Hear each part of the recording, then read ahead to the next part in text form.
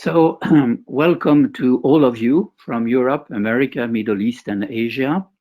I am Norbert Claude Gorin from the Department of Hematology and Cell Therapy at Hôpital Saint-Antoine in Paris, and also I'm the chair of the EBMT Global Committee. I'm pleased, I am honored to be the moderator for this seminar dedicated to COVID. You may say again, but in fact, we are trying to cover fields that have not been covered recently. This is my disclosure, and I am pleased to mention that this webinar is supported by an unrestricted educational grant from Air in Space. We have 3 worldwide renowned speakers, and I'm grateful they accepted to participate. The first one is Jean-Philippe Desli from Commissariat à l'Énergie Atomique, and he is an expert on prevention of contaminations between people. He has worked very much on prions, but he will cover not only prions, but also SARS-CoV-2. The second speaker is Bruno Canard from Marseille, and he is an expert on drug discovery and development of therapies against SARS-CoV-2, the disease, not vaccination, but treatment of the disease. And the third speaker is Patrick Berche from Hôpital Necker in Paris and Institut Pasteur in Lille, and he will review for us the various vaccines and try to find which advantages and maybe caveats some of them may have. Please do not leave immediately after the last talk, because we will have at the end a general debate. I would like now to introduce this seminar with a few slides. First of all, here is our enemy, the SARS-2 virus. This picture that everyone knows nowadays is probably the picture that has most circulated in the world in 2020, and it's much more famous than any politician, movie star, or football player. If we look at the statistics of the Johns Hopkins Center in Baltimore, in September 2020, 4 months ago, we had almost 30 million people infected and 1 million dead, with a crude fatality rate of about 3%. But if you look now, 4 months later, now precisely, we have 90 million people infected and almost 2 million dead, with a crude fatality rate of 2.2%, which is enormous. To introduce the speech by Jean-Philippe Desli, let me show you the results of a recent study with laser light scattering of speech-generated oral fluid droplets, as recently published in the New England Journal of Medicine. You can see the flash count during each frame of a video when a speaker talks, with and without a damp mask covering his mouth. Green indicates spoken words. The number of flashes was highest, and you can see the red arrow, when the TH sound in the word healthy, so difficult to pronounce in English when it is not your mother tongue, was precisely used. The brown curve below corresponds to the situation when the speaker's mouth is covered with a damp mask, showing the importance, as we all know, of the mask. And here you can see precisely the droplets staying in the air.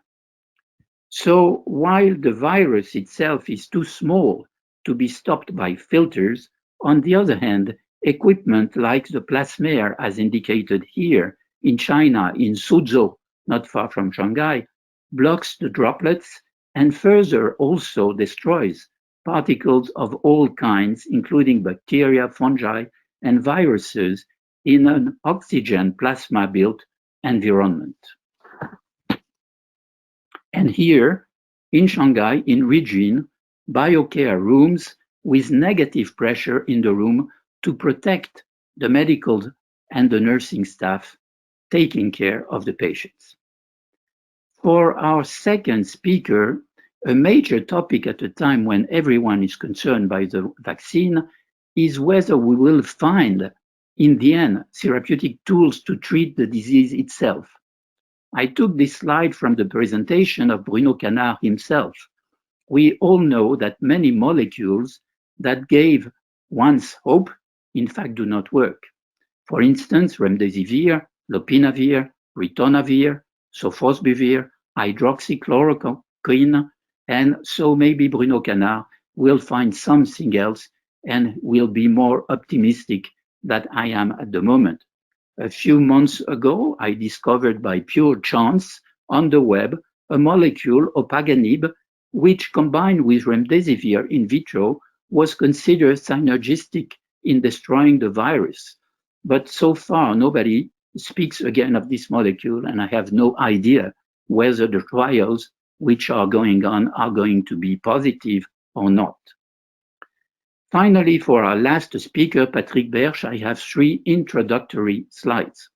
The first one that I also took from a review Patrick Berche himself wrote recently shows us again, as we know, that we will soon have numerous vaccines with different properties, and Patrick Berche probably will explain us the different properties. But this second slide, in my view, is very interesting because it addresses an important question whether we can use a single dose administration of intranasal vaccine. And this is a trial ongoing with the Oxford AstraZeneca vaccine. And this will be probably a question for Patrick Berche because the protection might be much more important with production at the local level of IgA immunoglobulins. And the third one is this slide from the CDC. It's the first report on allergic reactions following the Pfizer vaccine. As you know, some people are concerned, some people are anxious, but as you can see on this slide, about 2 million vaccine injections so far have been done in the world using the Pfizer vaccine. And you can see that there were only 21 confirmed anaphylaxis shocks with no deaths, so that the incidence is about 11 per million infusion, which of course is very reassuring. I am finishing my presentation with this last slide, probably to frighten everyone and to tell you that the story, unfortunately, is not over. The mutation E484K observed in the receptor binding domain, RBD, of the virus results in a considerable decrease in the effectiveness of the neutralizing antibodies, and this might question the vaccine efficacy in the future if we are of the present vaccine efficacy in the future if we are unlucky. So having said that, now I would like to leave the screen for our first speaker, Jean-Philippe Desli, and remind you that there will be a short live discussion at the end of the webinar. Thank you very much and see you in an hour.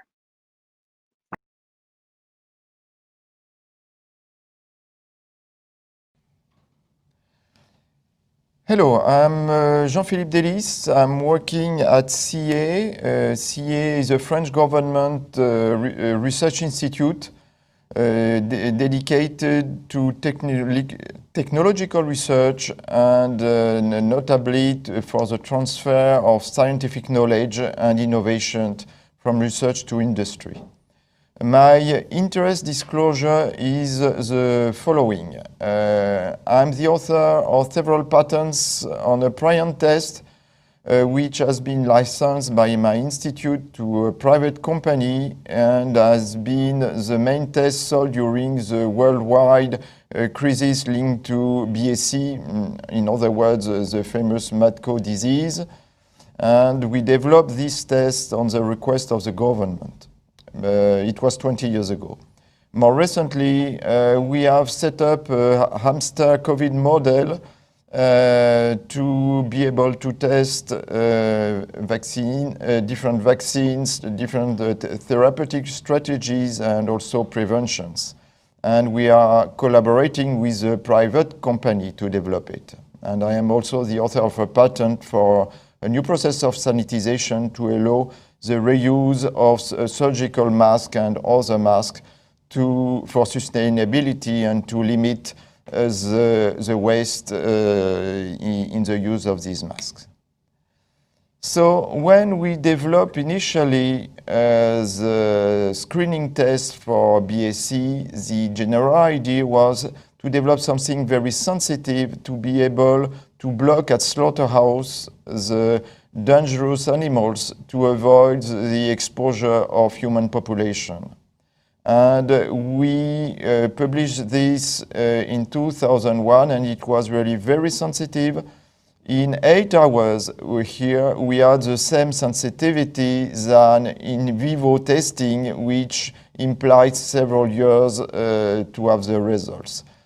And so large scale was possible, and that was the strategy to protect the population, even if for administrative reasons, all the tests who were validated were used independently of their sensitivity. Concerning COVID and SARS-CoV-2, here we are facing a different pathogen which can be detected easily, very quickly, and has a very high rate of replication. Within 24 hours, you produce, and you have cytopathic effects, and you produce billions of particles.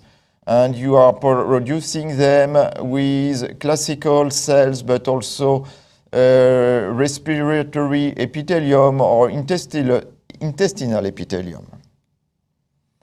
And when you try to see what is the interest of the sensitive tests which have been developed, which were initially mainly based on RT-PCR, you see that you have a disconnection between the number of copies detected and the possibility of having a positive culture, meaning that below 1 million RNA copies per milliliter or per swab, nothing was able to be detected in cell culture.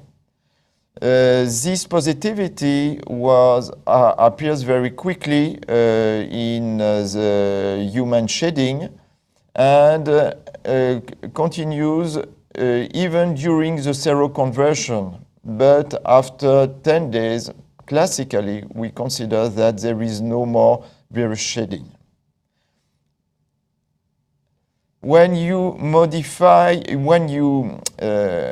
compare this RT-PCR with something more precise, which is the droplet digital PCR, you see a very good correlation when you have high levels of viral shedding, but it's not so good when you have a limited number of viral copies. You can see it here very clearly in this publication. Between 25 and 35 CT, so cycles of amplifications, you have a remarkable correlation, and so 25 CTs indicate that you have a high viral load, and you see here the correspondence, it's more than 1,000 copies. And if you have more than 35 cycles, it means less than 30 copies.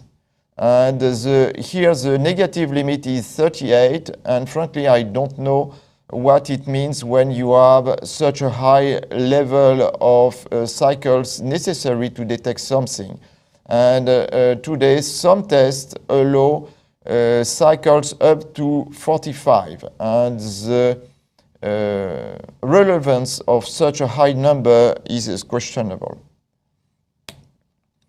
And the concern with the kinetic of COVID is the following. You have infectivity during a very limited window here. And you have then a strong viral load, which can be detected, of course, by PCR, but as it's a heavy system, it implies that you are not going to have it every day. And of course, from one day to another one, you can have this viral load. And then is the interest of low analytic sensitivity with antigenic tests, which are 100 to 1,000-fold less sensitive, but which can be duplicated very easily and even done routinely at home if it was necessary. Whatever, you see that these different tests are not adapted for a good detection of infected people, because you need to test the people at the right moment, and it's a very limited window. And you have all this post-infectious positive window, which is detected with sensitive tests as PCR, and which are not very relevant for the containment. On the other hand, this sensitive test could be used to pool samples, and like that to allow to extend widely the detection in the population. But very few countries are using this strategy, unfortunately. So in this paper, in New England Journal of Medicine, the authors are insisting on the necessity to stop focusing only on test sensitivity, but to understand the context of how the test is being used. Another problem is linked to the fact that many patients have a different comportment, and you have notably this phenomenon of super spreading, which has been described many years ago. And this phenomenon occurs with the different viruses, including SARS, and it means that almost 80% of infections are linked to only 20% of infected people who are spreading. So it means that many measures which are taken on the mean of the number of infected people do not integrate this phenomenon and this huge variation. Here is an example, the result of a massive screening campaign which occurred last month in Le Havre, in France. And on one hand, you can say that for a massive campaign to mix everything PCR antigenic, you don't know exactly what you detect. Moreover, over the population, only 11% have been tested, so it's a very limited success. But what you clearly see is that among the positive people detected, 90% were asymptomatic. So it means that 90% of people who are shedding the virus and in France and everywhere in the world are, in fact, are not symptomatic. And so that's why the tests, as they are used, cannot be efficient to stop the spread of the disease. You know that we have been asked all to take barrier gestures, and notably the government in France insisted because it was afraid of Christmas. And you see the results of this high pressure on the number of tests. People went massively to be tested, and the result of the number of positive is almost null, meaning that the fact that people have massively tested does not change almost anything in the number of positive people detected. But what is very interesting is that there you don't have any peak after Christmas. It means that the population has integrated the necessity of the barrier gestures, and this pressure on Christmas has a very positive result because population took precautions, and it's not linked to the test. The test is only an image of the mobilization of the population, but the result is there. You don't have a peak 1 to 2 weeks after, while in other countries, as in Portugal, you have a clear effect linked to Christmas. Another example of the efficacy of barrier gestures is the effect of the other respiratory diseases, which have almost disappeared. All the winter viruses have been depleted up to 100. It's incredible.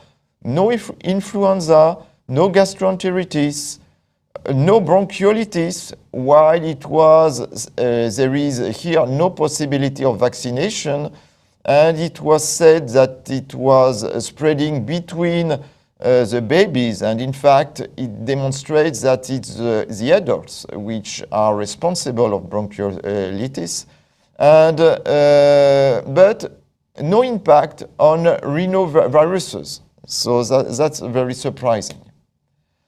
And the effect of mask is seen here because it's one of the gest barriers. It's interesting to see that between Hong Kong and Singapore, the evolution appears to be linked to the fact that in Hong Kong, people were wearing the mask in a preventive way, while in Singapore, at the beginning, they were waiting to have symptoms. And if you look at a wider scale, the 3 countries where the masks were massively used, with other strategies, of course, have not at all the same development of the disease in the population. And in South Korea, half of the cases were linked to religious events where no masks were used. So you have a clear effect of airborne and aerosol or droplets. And you know that in the physical distanciation, WHO recommends 1 meter, CDC recommends 2 meters, but from the different publications, you see that, in fact, these are based on very old publications on droplets and aerosols. And the modern science says that it's not at all the real situation. When you sneeze, you are exposed moist air, and in which the droplets can go on a very long distances, here up to 8 meters. And there is a very interesting episode which occurred in Hong Kong linked to SARS in the Amoy Gardens, where an initial contamination occurred in one building, massive contamination, 99 cases. And depending on the wind, the other buildings were concerned or not. In fact, what occurred is that a first person, the index case, had diarrhea, and he sent the virus in the toilets, and the toilet flush induced in all the pipes aerosols, and unfortunately the drain in the soil, many of them were dry, meaning that there were no barrier here, and then the contaminated droplets could enter into the bathrooms all over the buildings. There were 33 stages, and the fan of extraction obliged the flux to come in the bathroom and to go outside the building. And the result is here.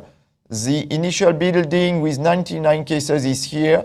All the others here, which are within the wind, had 20, 25, 21 cases, and the others here had limited cases here, and absolutely no cases in the other buildings. This episode was 100-fold more extreme than the whole contamination in Hong Kong. So it was an extreme episode, but the simple fact of the respiration implies shedding in exhaled breath, and the mask efficacy has been proven in several publications here on droplets over 5 microns, here on aerosols. And interestingly, you see that it's more efficient on coronaviruses, 0 transmissions versus 30% for droplets, and 40% for aerosols versus 0. It's also efficient for influenza, even less efficient here. It's efficient on droplets, but not on aerosol, and it's not efficient at all in this experiment on rhinoviruses. 20% versus 28 without mask, 38 versus 50. So the interesting thing is that the majority of participants with influenza and coronavirus did not shed detectable virus in their droplet of aerosols.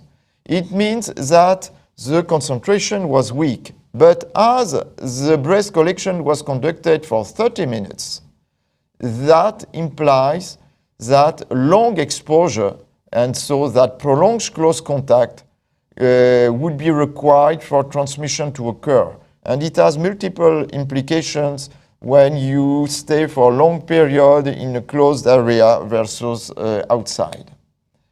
So all these masks have different efficacy. You see here the worst one, neck gaiter or banana, the best one, FFP2 or N55 or surgical masks.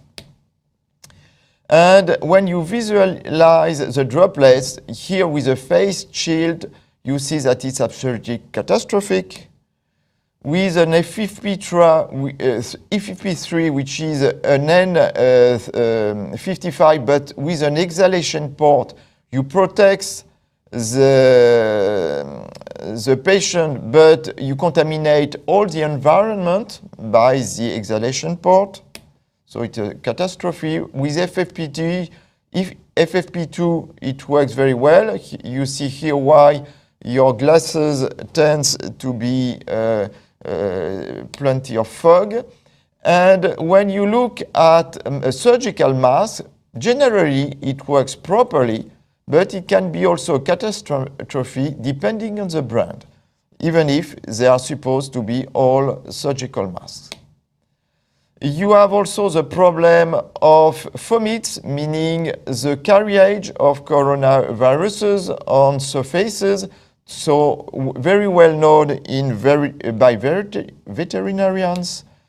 And it depends on the temperature. During winter, here when it's cold, it can stay with no decrease in infectivity during 2 weeks, 1 week at 22 degrees and more limited when you increase temperature. So there is a problem of vomit. You can evaluate all this in the model of golden hamster, which is a very nice model which resembles what is observed with mild COVID-19 in human.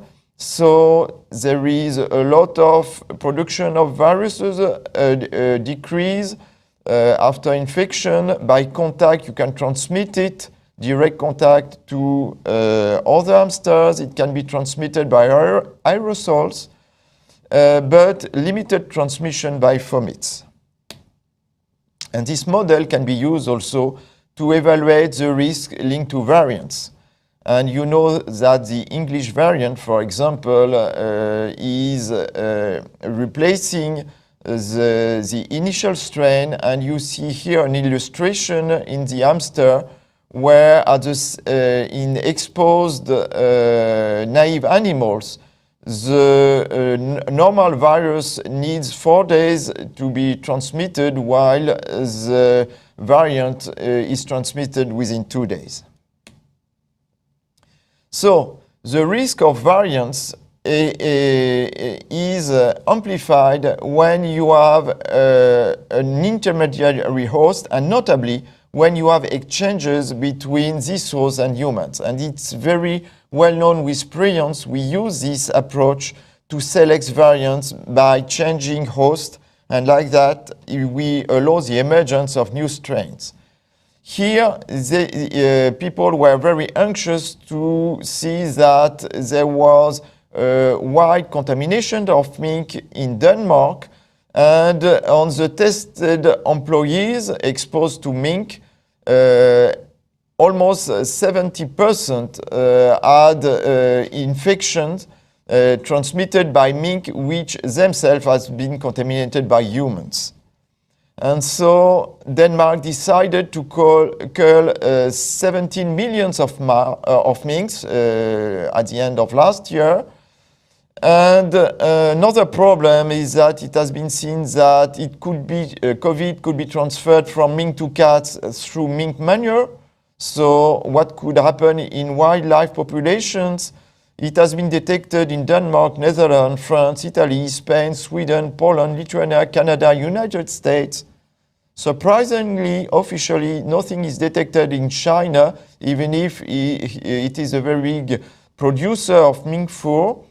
And now the WHO mission should have access to information in China to try to identify the origin of COVID outbreak. And of course, mink is highly suspected. Another suspect are raccoon dogs.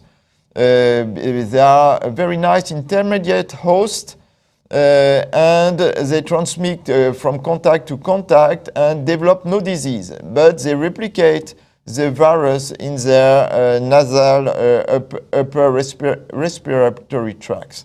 So danger here.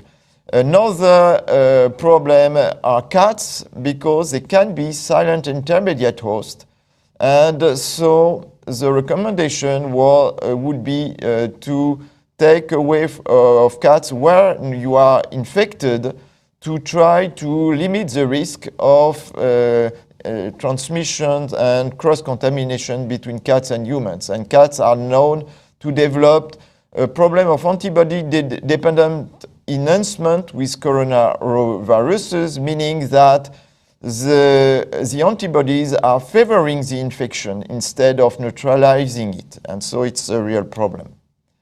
And last but not least, we have a problem here with long-term replication in human within the same host, and apparently it's what occurred in South Africa with immunodepressed patients linked to HIV or to tuberculosis. And so virus had very long possibility of replicate and evolve under the pressure of the immune system. But artificially here, the group of Raprioli made a very nice experiment showing that in presence of highly neutralizing plasma against COVID-19, he is able to make appear the variants with the famous mutations which allow to escape the neutralizing effect. So that's a logical evolution which could occur after vaccination. To the opposite, we have a good news, is that the healthcare workers which have been infected have 83 lower risk of infection in the 5 months following primary infection. In other words, we can be naturally vaccinated even if the vaccine is not present. So to summarize, I would say that we need to limit as much as possible the contact with these viruses to reduce the risk of strong replication. So barrier gesture, masks are very important to avoid animals able to replicate it. And we will see what will happen with the pressure of selection that we will exert with our own antibodies on the future evolution of this variant. Thank you for your attention.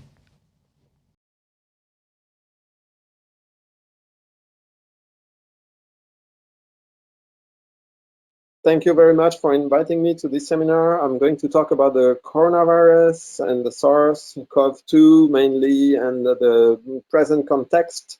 Hope I'll give some science into where we are at the moment and how science can help in developing countermeasures against this virus.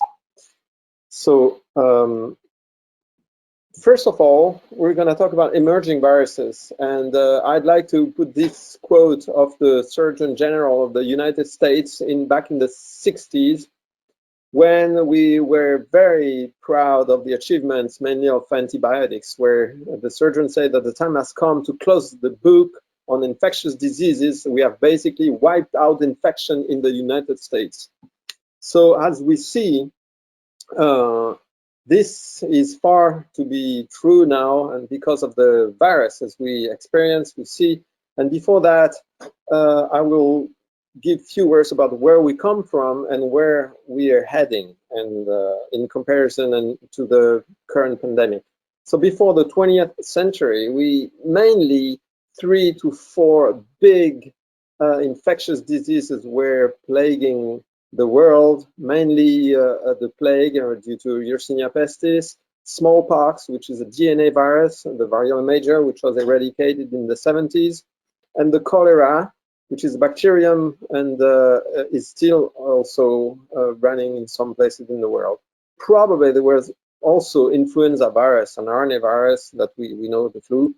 And here on the right, you can see the trace of how RNA viruses were actually very present in the beginning of the modern human history, I would say, with the Egyptian stem showing that this person has a very numb leg, which was probably due to poliovirus at the time.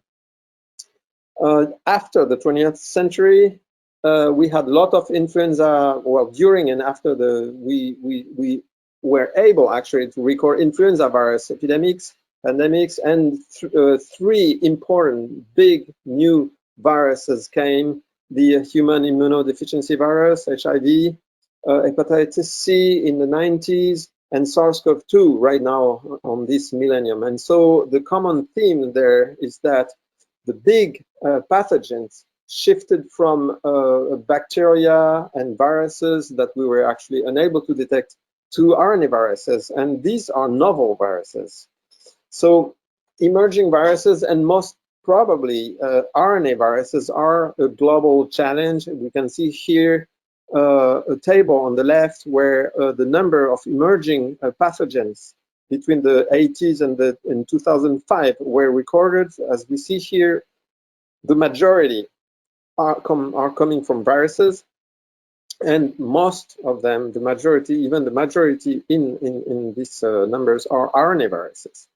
Most are zoonotic viruses, that is, they are coming from animals, and they are called emerging or re-emerging viruses. And the definition for that, of an emerging pathogen, is that the appearance of an unrecognized infection or a previously recognized infection that has expanded into a new ecological niche or geographic zone, and often accompanied by a significant change in pathogenicity. On the right, you can see the map, the current map, well, a few years ago, of the different emerging diseases, newly emerging and re-emerging. You can see that the whole world is concerned by these epidemics, and most of them, the great majority, are RNA viruses, such as dengue, chikungunya, yellow fever, influenza, and now SARS coronavirus number 2. So how to be prepared?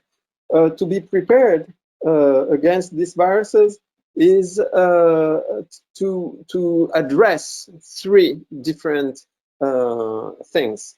The first one is where the virus come from. They come from the nature, basically, and most of these zoonotic viruses jump from animals to humans. This can occur during the agriculture growth of or cattle or other animals that are in the vicinity of man, but also when we go into places where there's a lot of biodiversity and lots of different viruses, and we expose ourselves to these viruses, for example, by deforestation and other intrusion of man into these lands. And so the first thing to do is to deal with this pathogen is to observe the biodiversity, understand how it works, what are the different relations between the different animals, and respect and try not to invade or to kill the places, the animals or the places, and generate this expansion of geographic areas. Once a problem is apparent, we have to be ready for these problems, and vaccination comes to mind because it's the perfect protection and prevention method. But it has, as we saw in the current situation, some technological, chronological challenges. That is, a vaccine, you need to know the pathogen before you are actually designing a vaccine. And so we saw that in record time, we could actually have a vaccine against SARS-CoV-2, but it took a year. And during this year, the virus is expanding.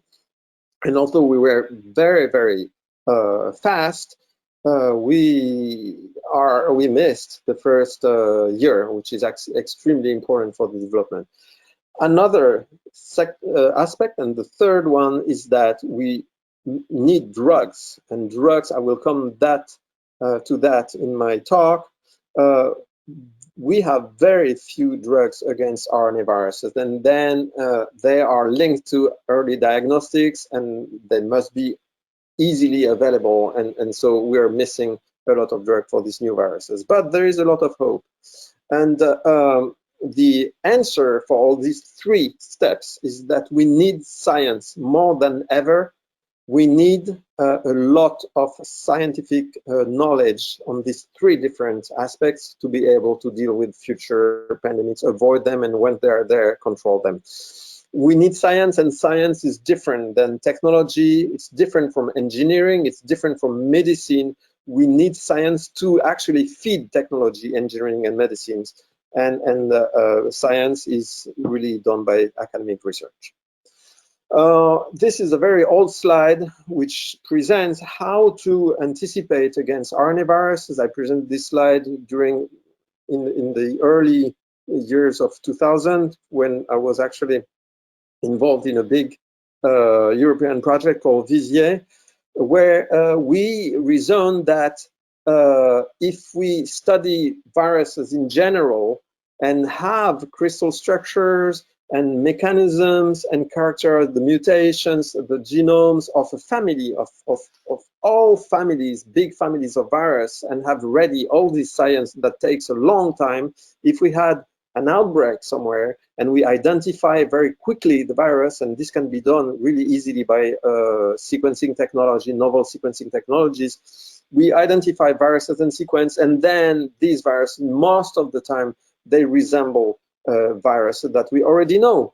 And so here, for example, this novel virus really looks like a rabies virus, and it must be confirmed by sequencing, and then we can infer biological and structural data very quickly from what we know we have already developed, in that case against rhabdoviruses and rabies virus. And this saves a lot of work. As you will see for the SARS-CoV-2, it was extremely helpful. Coronaviruses, I will talk about three very important aspects of coronavirus biology and molecular biology: how they enter the cell. The entry of the cell can be compared to a key and a lock. The replication machinery, which is the engine, how the enzyme actually do replicate and reproduce the viruses. and also other targets that are assisting all these two other different aspects of the virology, the virus cycle. The classification of coronaviruses, they belong to a very large order, which is called the nidovirus, nidovirales in Latin, that has to deal with the way they replicate in their cell.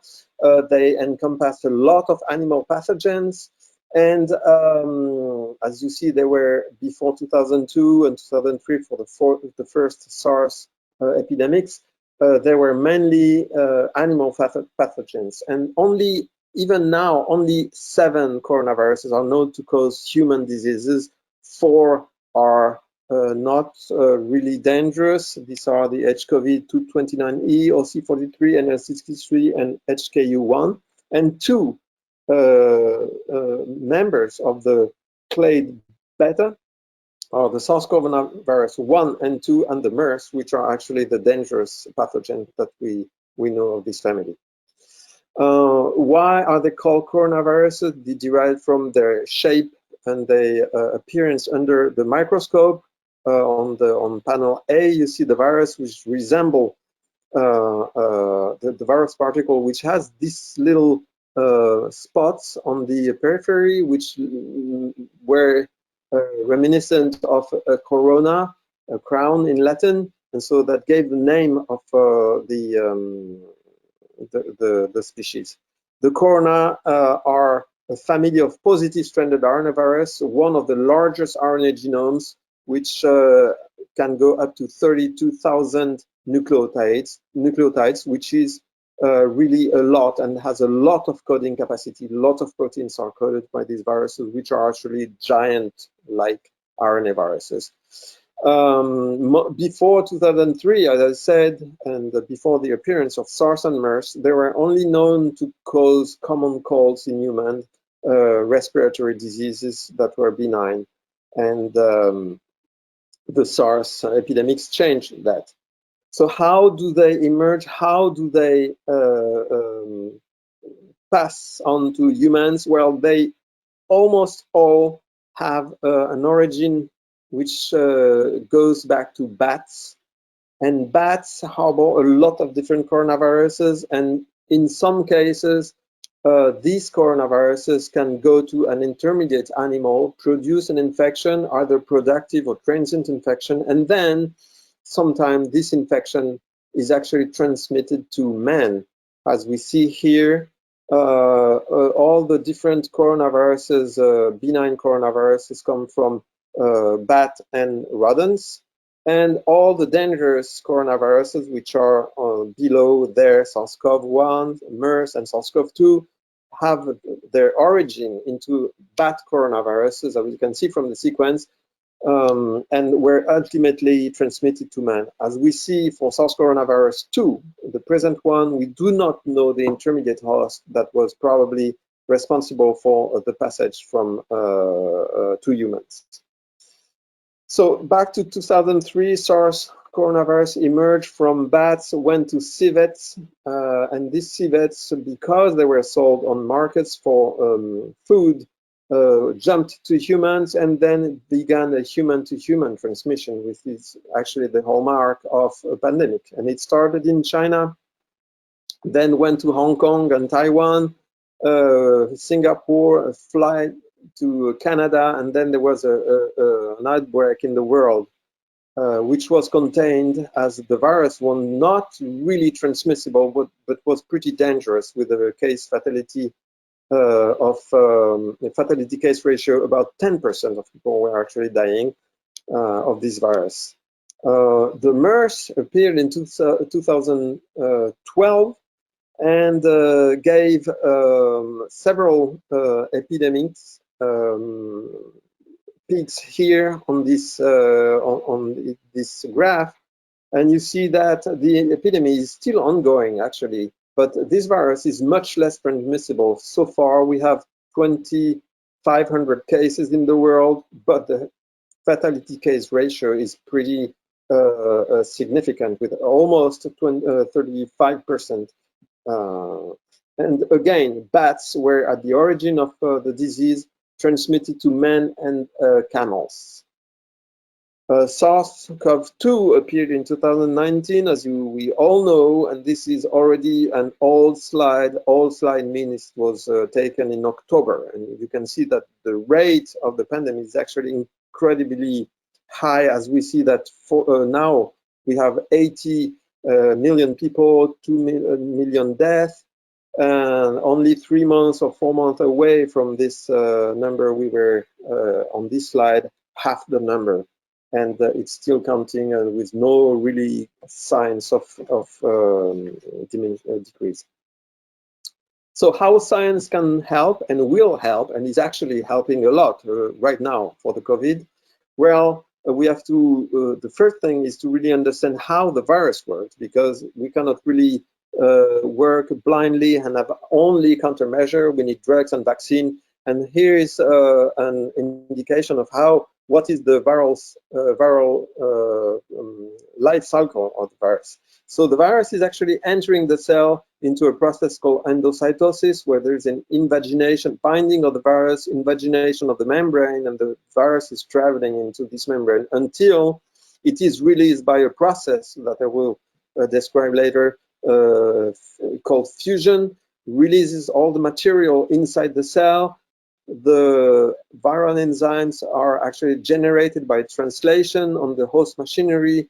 The engine here, as I showed in the slide, is synthesized and replicates this RNA, which is later put back into a vesicle exactly the other way, the reverse way of the entry through fusion, and then invagination and release of millions of viral particles upon infection.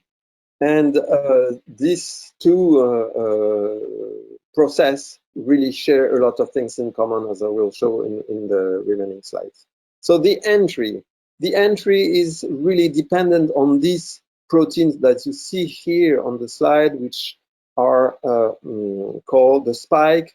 And the spike is, in fact, 3 proteins coded by the virus, which protrude at the surface of the virus, and they mediate the attachment of the virus. So this is what crystallography first, and then cryo-electron microscopy gave as a picture of the spike, the atomic resolution of how this spike is made. This trimer, so 3 copies of the spike in the center, are actually made of the monomer. A single copy is represented here, and in this copy we have the RBD, which stands for receptor binding domain, which is a domain here which is actually responsible for finding the part of the cell that will help the virus to enter, an N-terminus domain and a center domain. They assemble into this fantastically precise structure.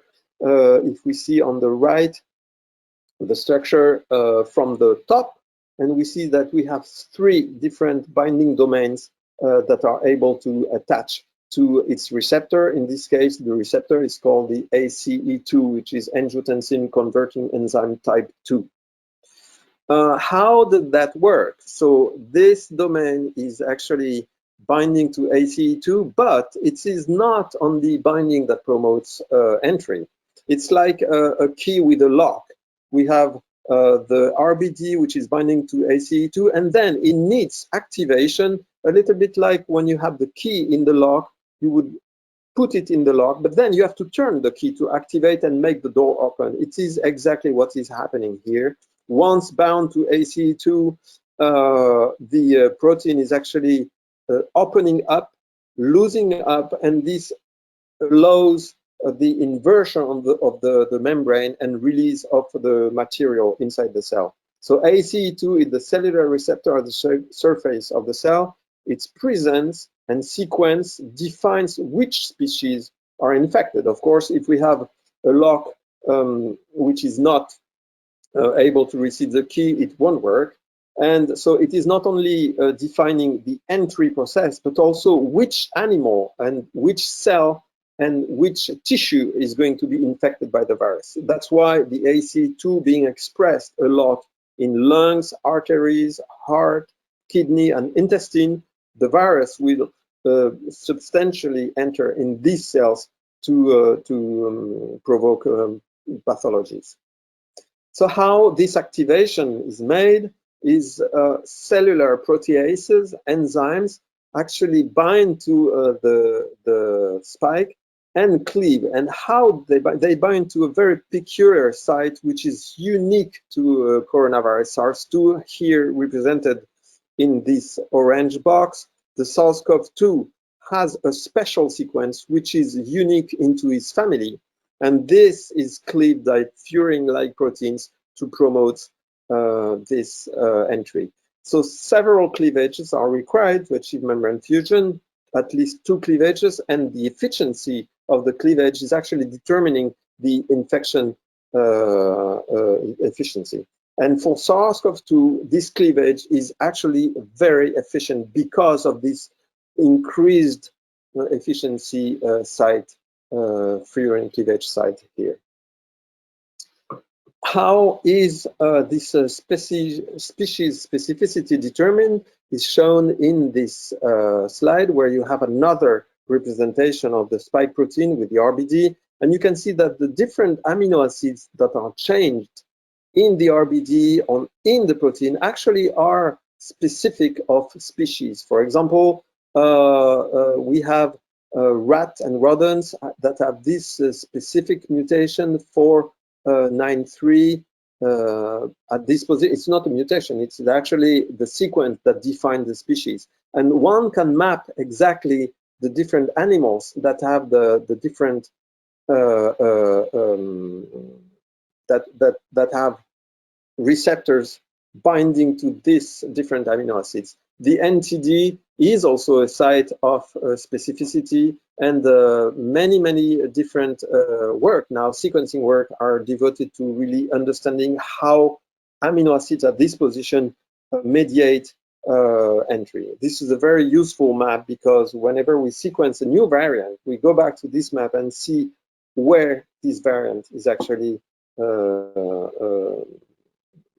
prone to emerge and which animal, which cell.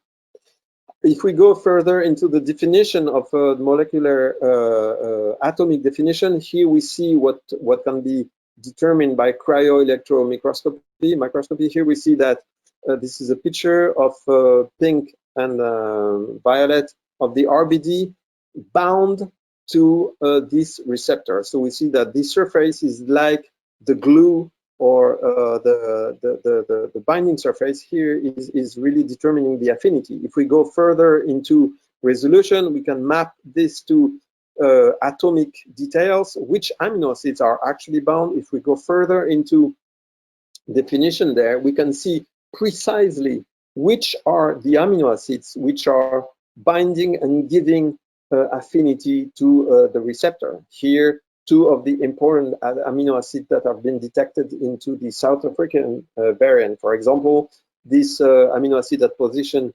484 here, and when it is mutated from E to K, it increases the affinity for the receptor. So we can see that an increase in affinity is actually an increase of binding, and so it translates into an increase of infection.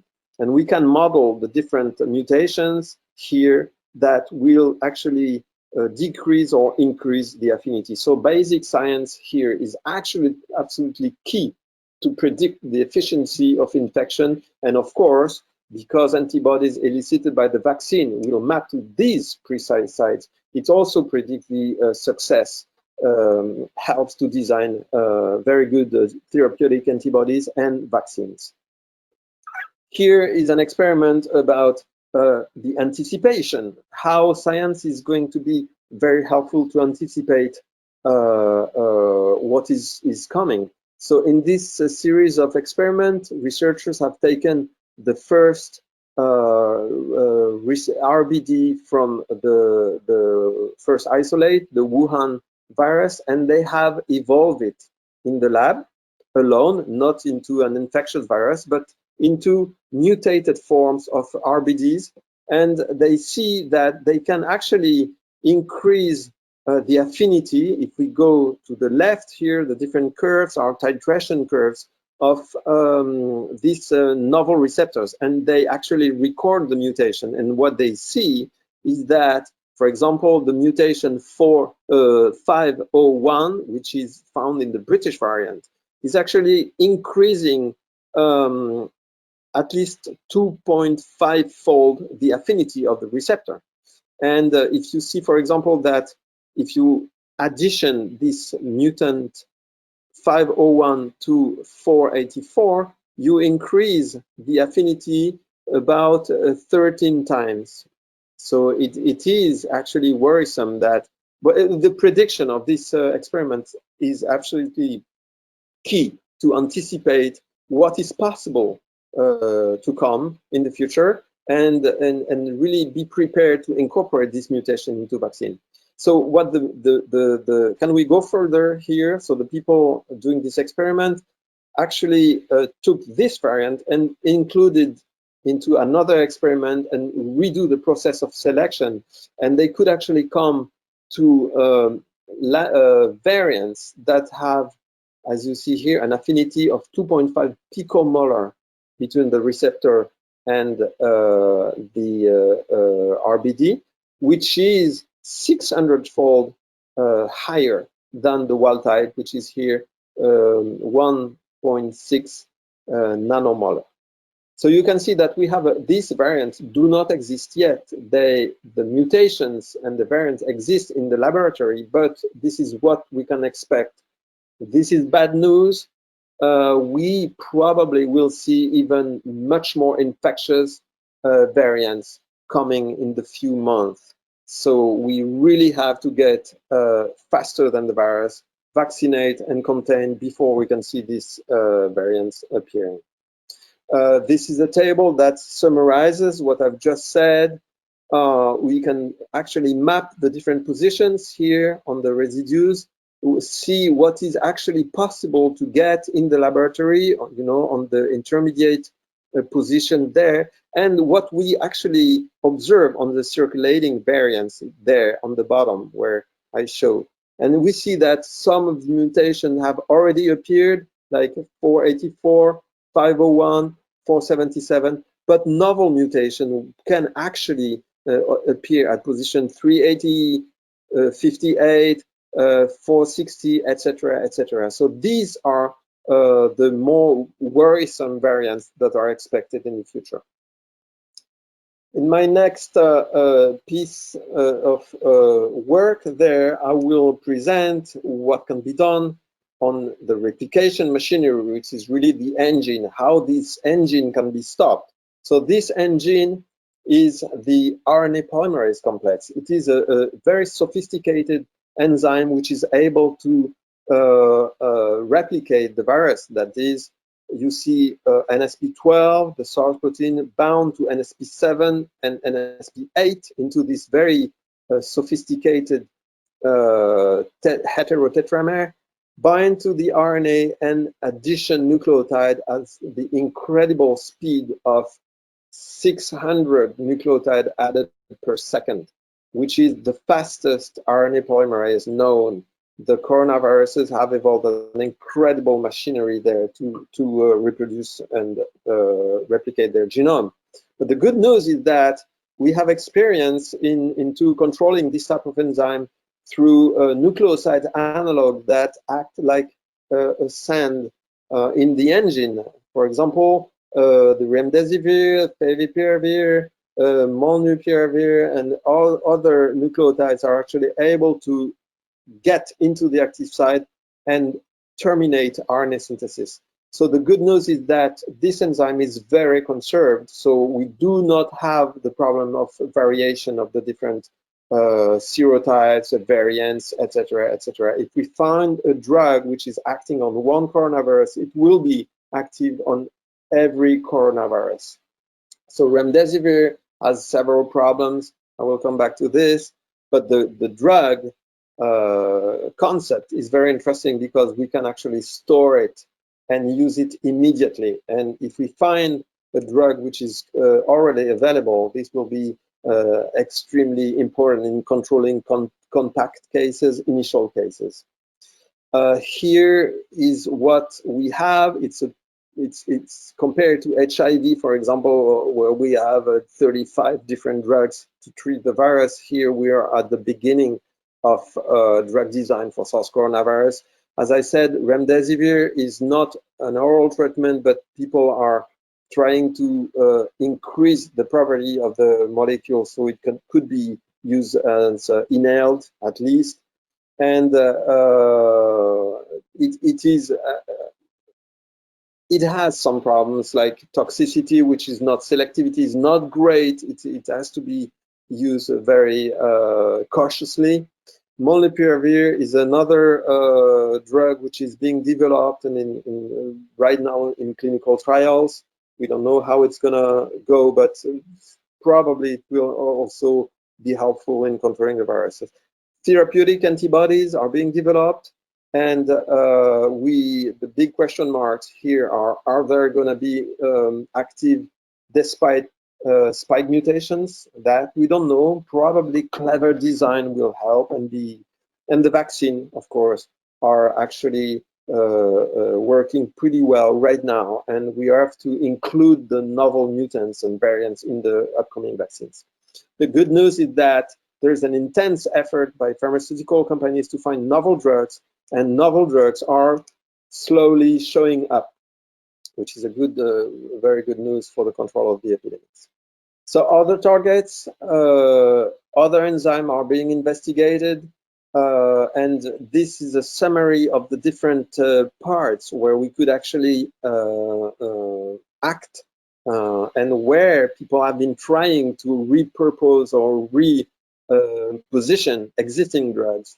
So, for example, hydroxychloroquine has an effect on the fusion of the virus, but unfortunately, this works in the lab, but does not work on patients because all the cells, lung cells compared to cells we use in the lab, they do react differently to hydroxychloroquine, and so it doesn't show any interesting efficacy.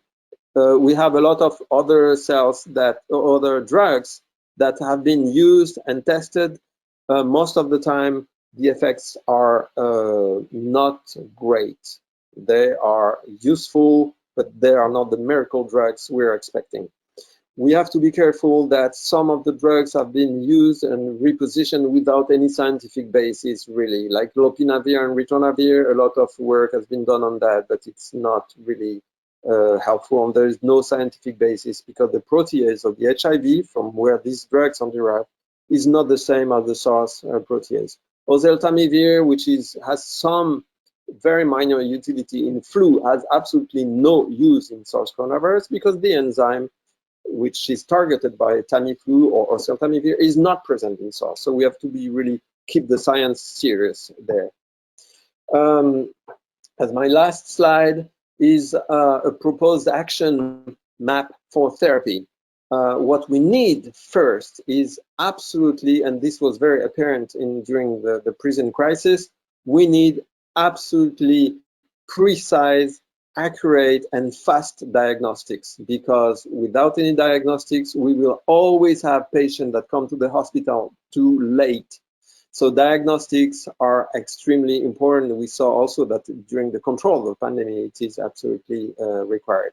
Once we have an index case and the contacts around this index case, it would be interesting to give a drug as soon as possible to avoid the viral load, which is responsible for firing an inflammation response. And so the infection basically is of two phases. First of all, the development of virus, and the second, inflammation, which is actually causing a lot of damage, because for elderly people and people who are basically more than 65 years old, we have an altered response to interferon, which is actually promoting this escape of virus development and inflammation. And so a successful therapy stands with three type of intervention: diagnostics, early and precise; antiviral drugs at the very beginning of the infection, and then controlling the infection and the cytokine storm that is actually on the late phase of the virus. And we have more and more indication that it is possible to reduce significantly the mortality due to this virus. As a last slide, I'd like to thank people who have been really involved in the lab and in collaboration in my lab: Etienne de Crolly, François Ferrand, Jean-Claude Guillemot, Karine Alvarez, and Nadia Rabat are the PIs from the CNRS and the university they have directed a lot of the different work in my lab. We have a very valuable collaboration with Eric Snyder in the Netherlands, in the Leiden Medical Center, Johan Knights for antiviral research and evaluation in Belgium, and Olve Pearson in Colorado State University, who spent a year in our lab, and we had a lot of interesting work done there. In collaboration also with a team in Marseille and the IACH, Bruno Canard, Franck Touré, and Geraldine Piotrowski. And I think I stop there, and I thank you for your attention.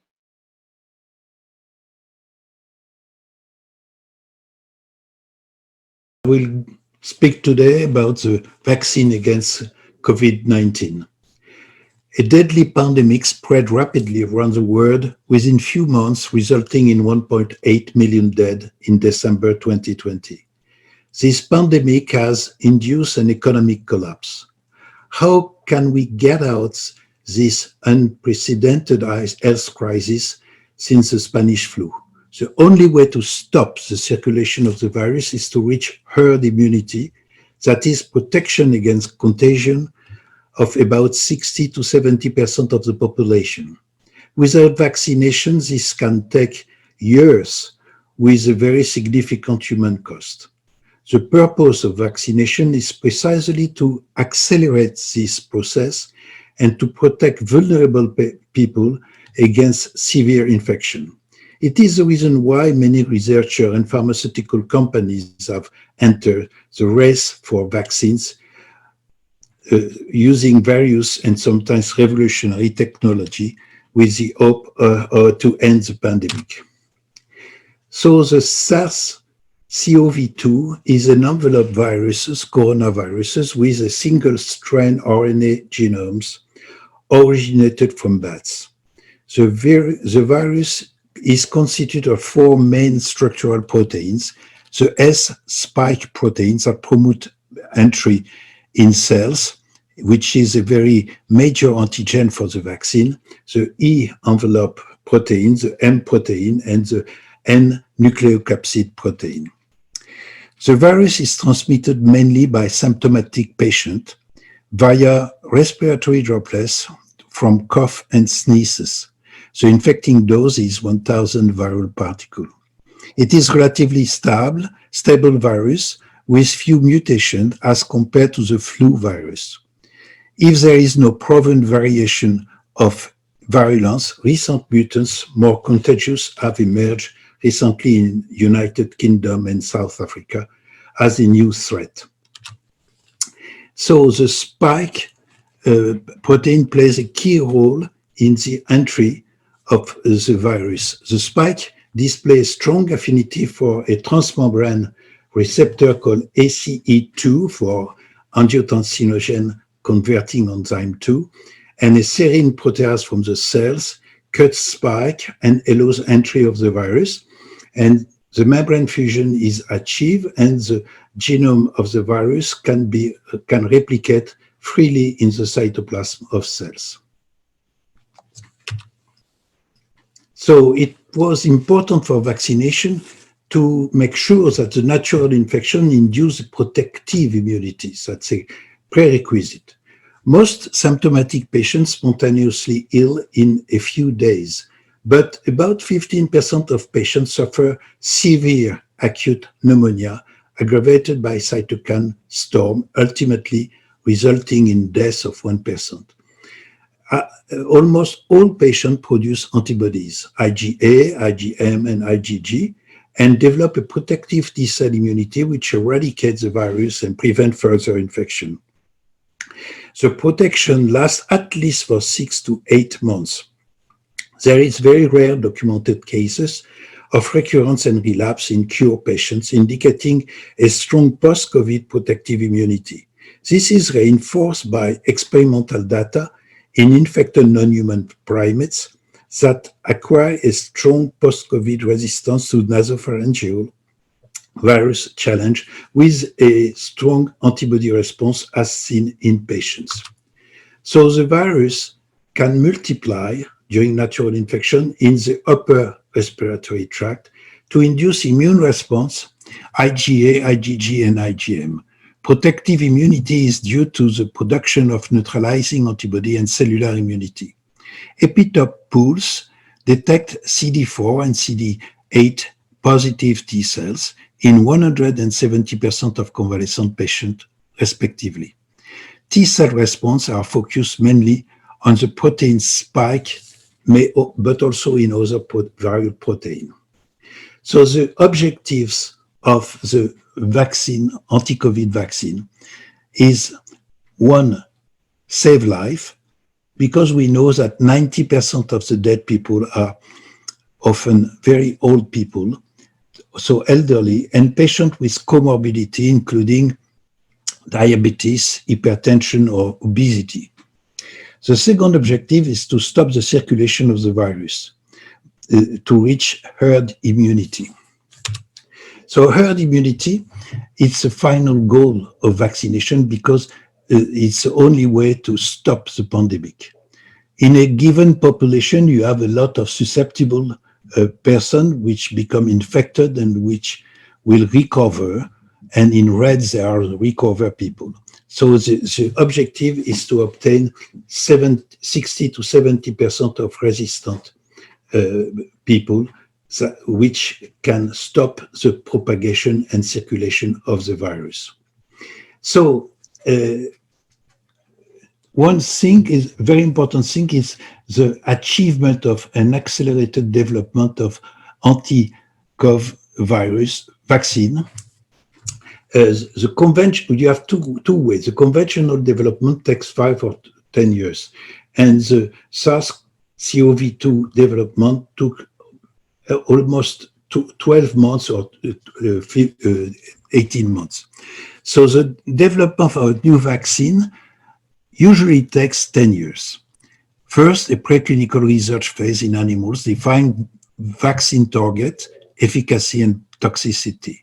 This is followed by a phase 1 and phase 2 on dozens of individuals in which toxicity and immune response are tested.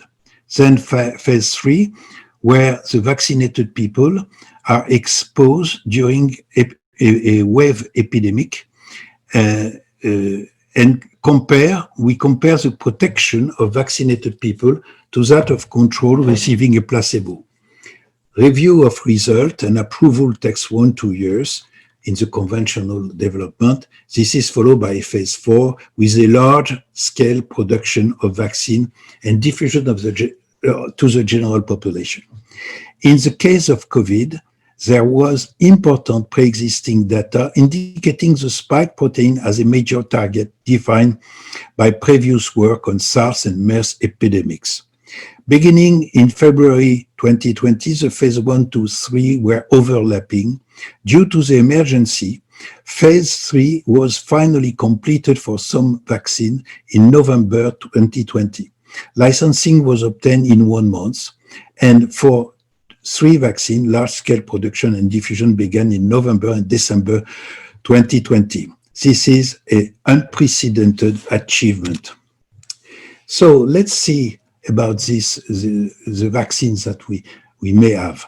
The race to vaccine, we have more than 150 candidates vaccine in progress. Vaccination strategy was either the conventional methodology using inactivated viruses, as for the flu vaccine, live attenuated viruses, purified protein administered with adjuvant and innovative methodology using DNA or RNA vaccines.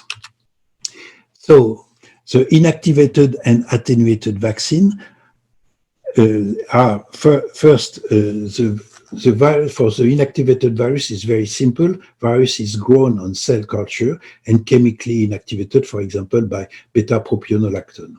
So we have 2 Chinese vaccines and 1 Indian vaccine at the present time used in humans outside Europe.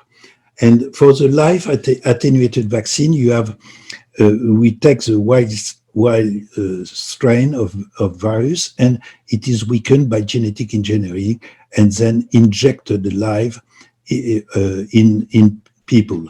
And you have 1 vaccine like that is an American vaccine, the Codagenics vaccine. For the protein subunit vaccine, they are based on the production of the spike protein in recombinant baculovirus grown on insect cells, used with adjuvant or incorporated in virus-like particles without genomes, and displaying spike protein on the surface as is shown on this slide. You have 2 vaccines this way. The vaccine from Novavax with nanoparticles phospholipid called Matrix M, and vaccine from Sanofi GSK with the spike protein plus adjuvant. Let's go to the viral vector vaccines. They are recombinant spike and or receptor binding domain based vaccine. So we have a replicative vector, and you have a vaccine from Pasteur Merck, a live attenuated antimorbillivirus vaccine harboring the spike gene. It's in phase 1-2. And you have a non-replicative chemically inactivated vector virus in adenovirus, usually, harboring the spike gene. The most advanced is the Oxford AstraZeneca virus. This vaccine has a big advantage because it can be stored at 4 degrees. So let's go to the DNA vaccine. The DNA vaccine consists of plasmid carrying the spike gene whose expression is controlled by a mammalian promoter. The protein is produced in vivo after injection of recombinant plasmid. The advantage of this technology is the ease of large-scale vaccine production in E. coli and the good stability of the plasmid. However, these vaccines often have a low immunogenicity, and they must be administered with nanoparticles delivery techniques to make them more effective. 4 DNA vaccines are currently in phase 1 and 2 of clinical trials. The most promising vaccine at the present time are the RNA vaccine that have benefited from 10 years of intense and innovative research on SARS, but also on the vaccine against Ebola and Zika viruses. Injected in tissue, we must know that a very fragile RNA is quickly destroyed by cellular enzyme. The innovations consist in developing synthetic viral messenger RNA resistant to degradation and packaged in protective lipid nanoparticle, allowing access by fusion to cell cytoplasm. One use synthesize modified RNA of the spike viral gene or an internal fragment encoding for the receptor binding domain. The spike protein is directly translated in cells and presented by dendritic cells to B and T lymphocytes. So you have 2 vaccines. You have the Pfizer-BioNTech vaccine from US, Germany, and the Moderna vaccine from the US, which are presently on the market. So these vaccines are very interesting because they are so innovative. You have 2 very important innovations. The first one is the modified synthesized RNA of the spike gene or its RBD domain. To do that, you have a lot of license and innovation. First, to stabilize the RNA, you put anti-reverse cap analogs, pseudo-uridine are incorporated. You can also design replacement of the rare codon by frequent homologous codon, which optimize and facilitate the translation. Altogether, the RNA is an improved stability and increased translation related, if we related that to the translation of messenger RNA from the cells. So the second innovation of the RNA vaccine is the lipid nanoparticle. The lipid nanoparticle are constitute for this vaccine of polyethylene glycol lipids, cationic lipids, helper lipids, and cholesterol. And you see in red the messenger RNA from the virus, from the spike gene, is incorporated and protected by this inverted micellar structure surrounding the mRNA. So this nanoparticle can penetrate by cell fusion in any cells, including dendritic cells presenting to the MHC, and they trigger a very strong immune response. And during the vaccination, the sequence is this one. When you inject the nanoparticles, they penetrate the dendritic cells. The cells can migrate to the lymph node, and then the dendritic cells present to the CD8, CD4, and B cells the antigen and trigger a very strong immune protective response. So the problem of the route of vaccination, currently all the SARS-CoV-2 vaccine candidates in clinical development are administered intramuscularly. Natural infection of respiratory tract induce secretory IgA and serum IgG and IgM response. Intramuscular and intradermal vaccination leads to a strong induction of serum IgG, but not to an induction of mucosal IgA. The lack of IgA often leave an individual vulnerable to infection of the upper respiratory tract. Intranasal vaccination could efficiently induce mucosal IgA response, thereby providing sterilizing immunity in the upper respiratory tract, thus stopping the viral circulation. However, systemic immune response are often lower. That's a big problem, a potential problem with this kind of vaccine. So at the present time, after the clinical trial, we have 9 vaccines in December 2020. 9 vaccines have achieved the phase 3, and 3 are on the market in Europe and US. These vaccines are inactivated vaccine. You have the 2 Chinese vaccine and the Indian vaccine, which are protective at more than 70% on volunteers. You have the unreplicated viral vaccine expressing spike, and they are mainly designed with adenovirus.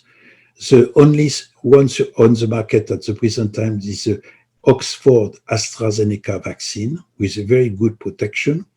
And finally, we have 2 RNA vaccine, one from Moderna, US, and the other from BioNTech, Germany, and Pfizer, US.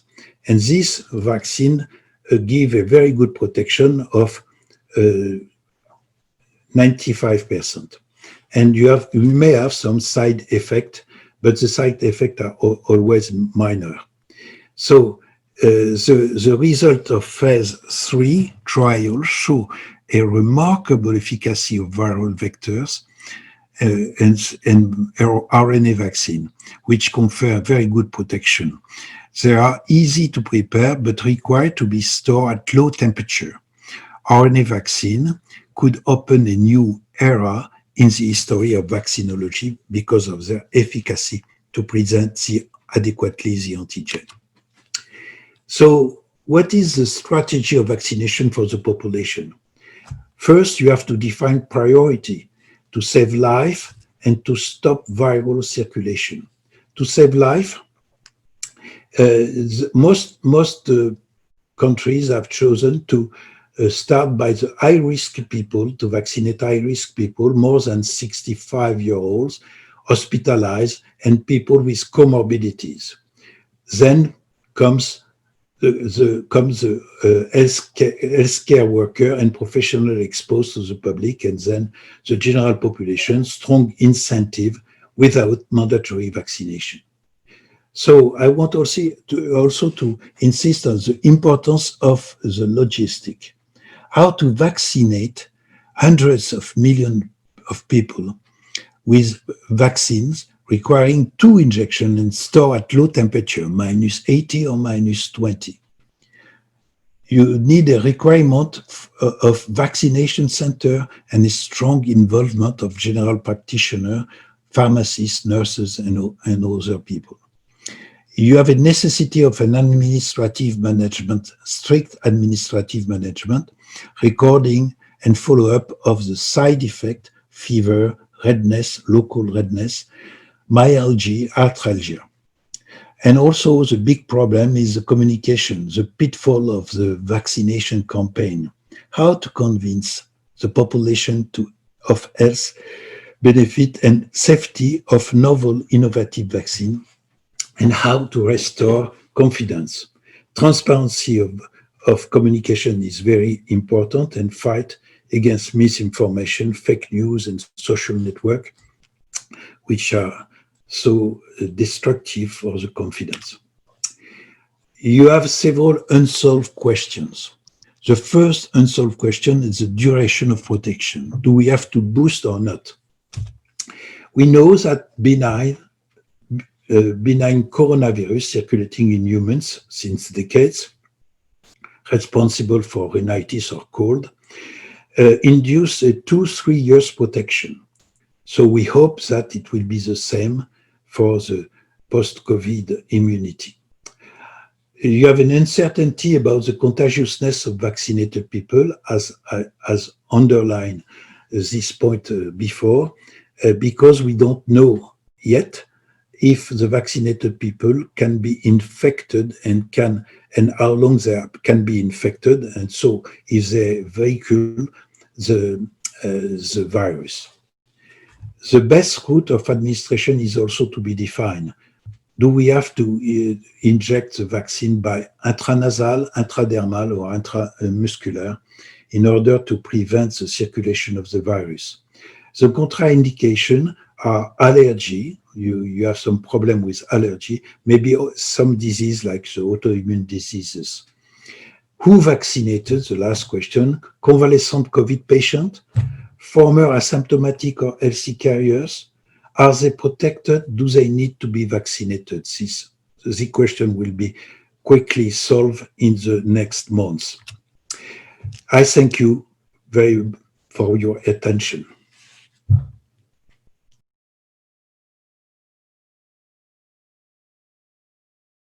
First of all, I would like to thank the 3 speakers.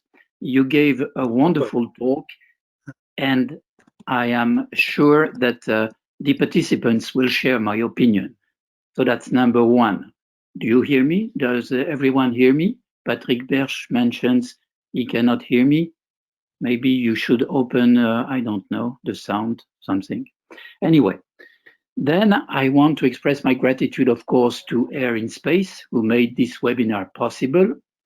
And I would like to let everybody know that this webinar will go to the archives of the International Academy of Clinical Hematology.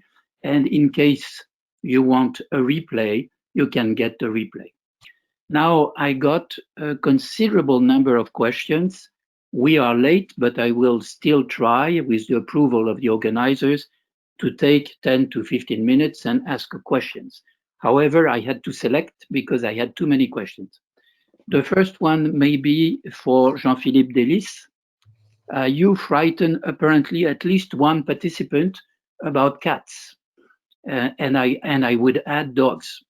And do you have any recommendation, because we never speak of that, about the present pandemic and the fact that, I don't know, maybe 10% of the people all over the world have a pet?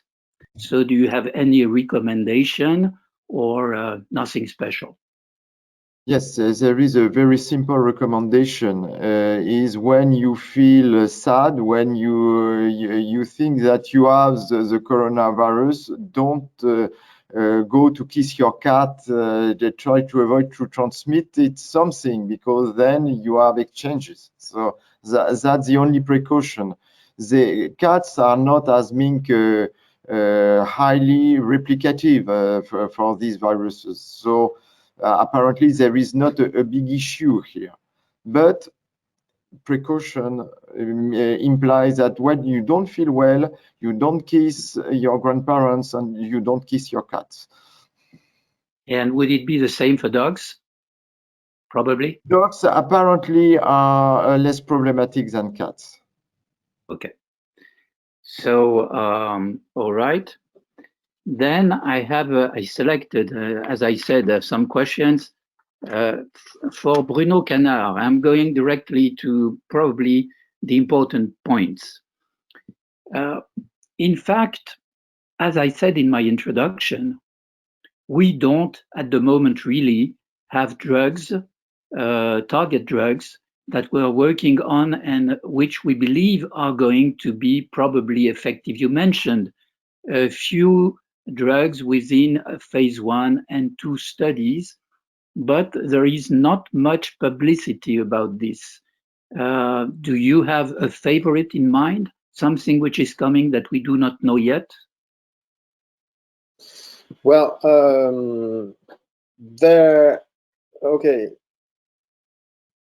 there are drugs that are under evaluation right now that I can't really disclose.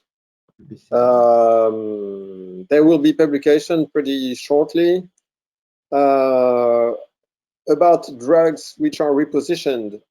I think everything has been done, and there is no miracle drug, but there will be drugs that will be helpful in combining several of those for attenuating the effects and managing the cytokine storm or any inflammatory process that is coming in the late phase, which is very important. As you saw for the dexamethasone, for example, it really is helpful. And there will be other drugs to manage patients.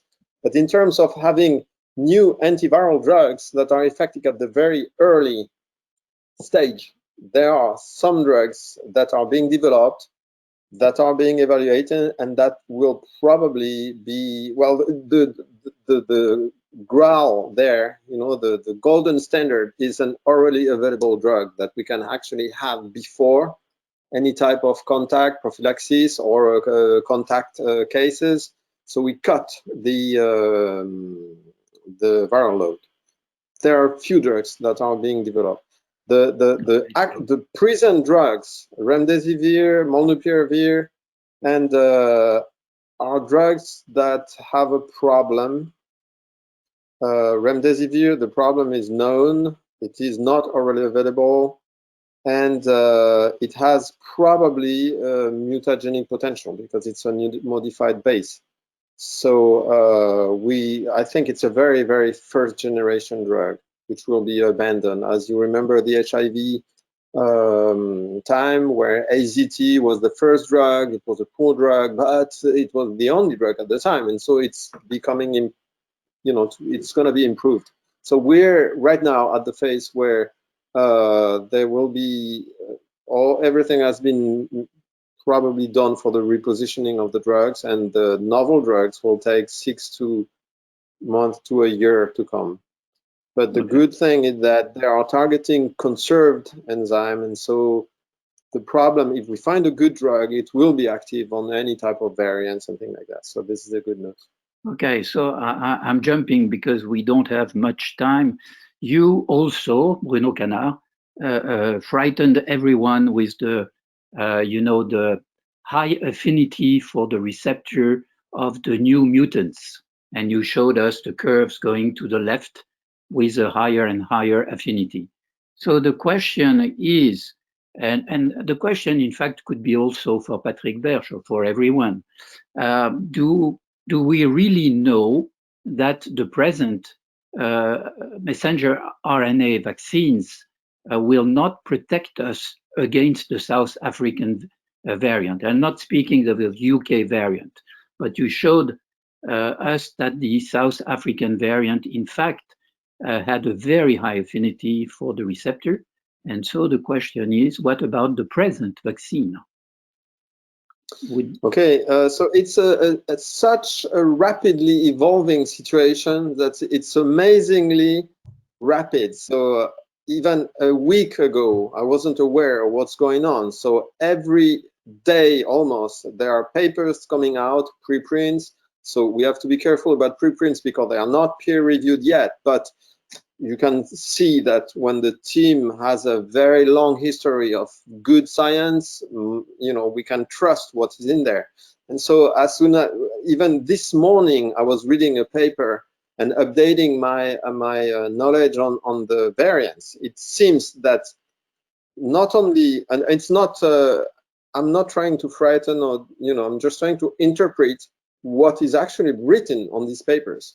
And so what I see, what is clearly stated in this paper is that some of the upcoming variants do have some diminished efficiency for the antibodies elicited by the vaccine or the patient's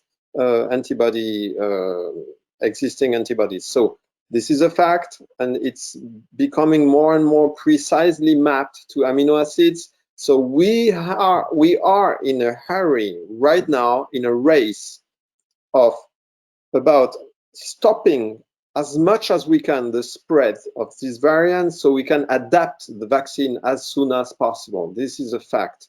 The second fact is that if you try to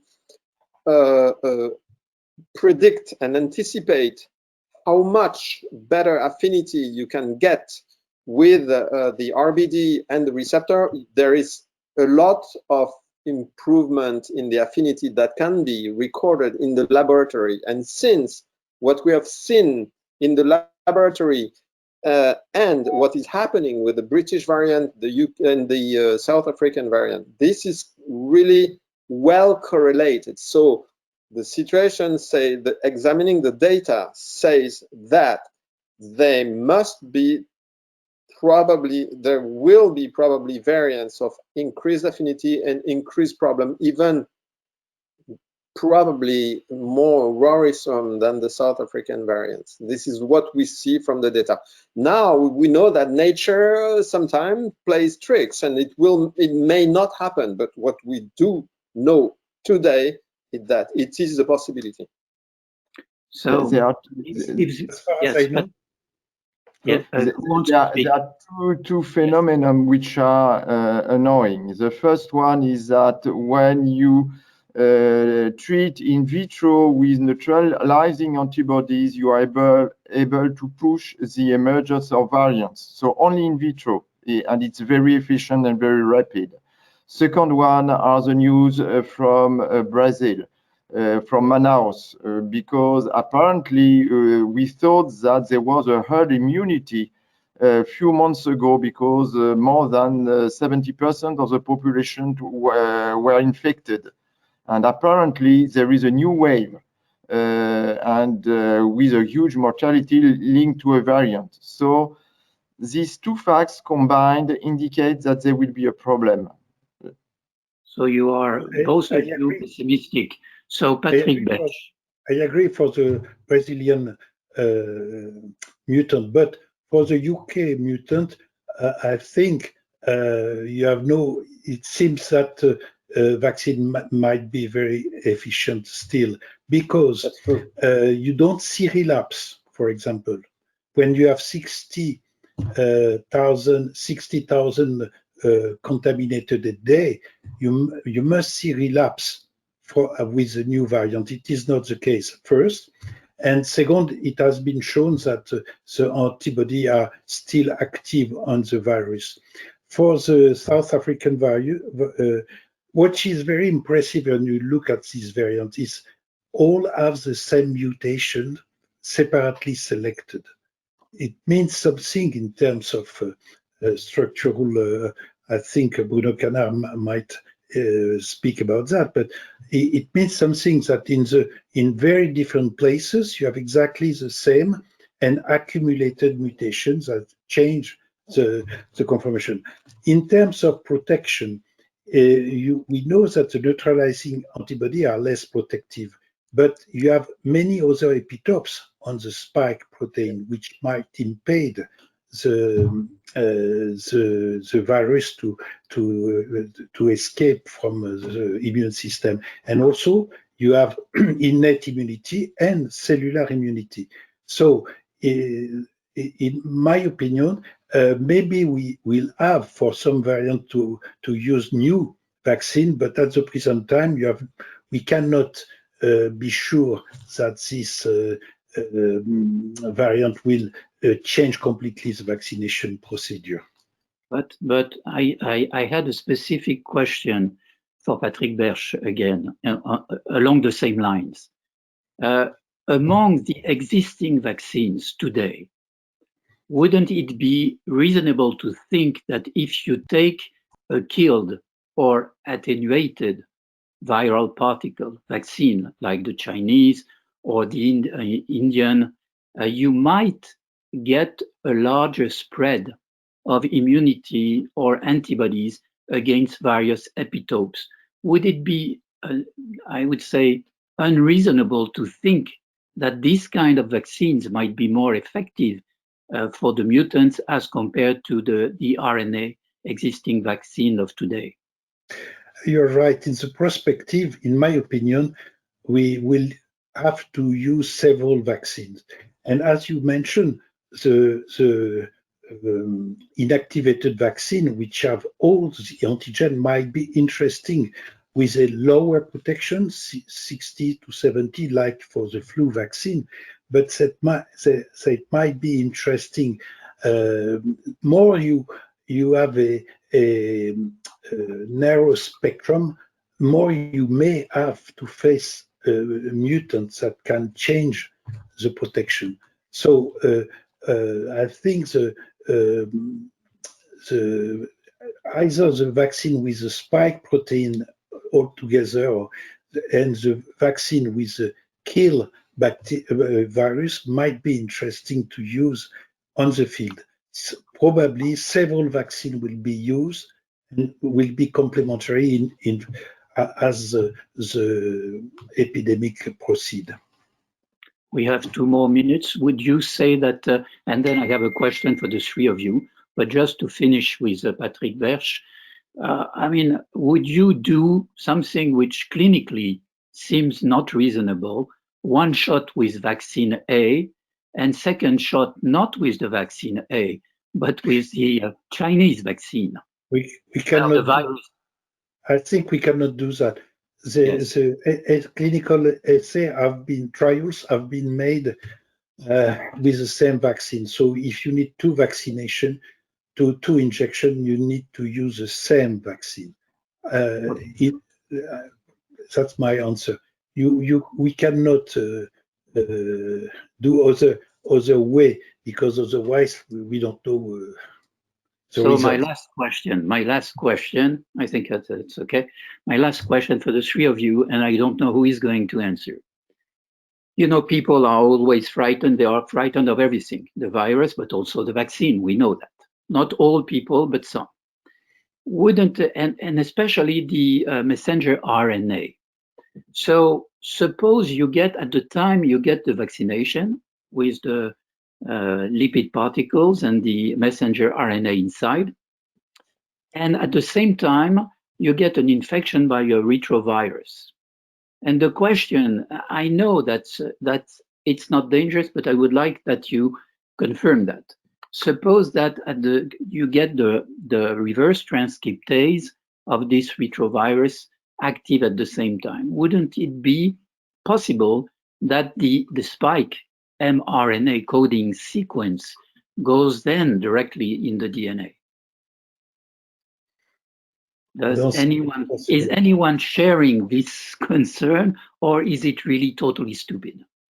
There are more probability to have natural ways and other ways of having problems. The first one is that if you are immunodepressed with HIV, you will have a lower pressure by your immune system, and then the coronavirus will develop for a longer time, and you will select a variant. That's the first thing. Second one is that you can combine viruses. Because you will be exposed to different variants, you will be exposed. You see what happened with employees with the mink. They were almost all infected only by the contact with the mink. So you have such a pandemic that naturally the viruses are going to be everywhere. And so, in fact, we are going, that's my opinion, but we are going to see that once more, we are very resistant, in fact, because we have many possibilities to defend against viruses and bacteria. And that's why we are still here. Humanity is still there despite all those viruses and all those bacteria. Okay, well, yes, last word, Bruno Canard. Across evolution, the viruses and their reverse transcriptase and all the systems using reverse transcriptase have evolved to avoid that. That is, for example, HIV is retrotranscribing its genome using a tRNA, and tRNA lysine 3, and it is a very, very specific event precisely to avoid reverse transcription of any type of messenger RNA. So I really don't see why all of a sudden a reverse transcriptase would consider, after these years of evolution to evolve to avoid that, suddenly it would go and retrotranscribe a messenger RNA of the spike, and to do what of it? I mean, it's extremely counter, not logic, you know, it's not logic, and it's probably extremely not frequent. Otherwise, any reverse transcriptase would retrotranscribe all our messenger RNA, and we would be dead. Life wouldn't be possible. So I'm very skeptic about any type of this event appearing. Okay. So thank you all. We are ending optimistically, and so we should not fear we will survive. You said it's not the end of humanity. Thank you very much. Thank you, Air in Space. And for those of you who want a replay, go ahead. Okay? Bye-bye. Thank you.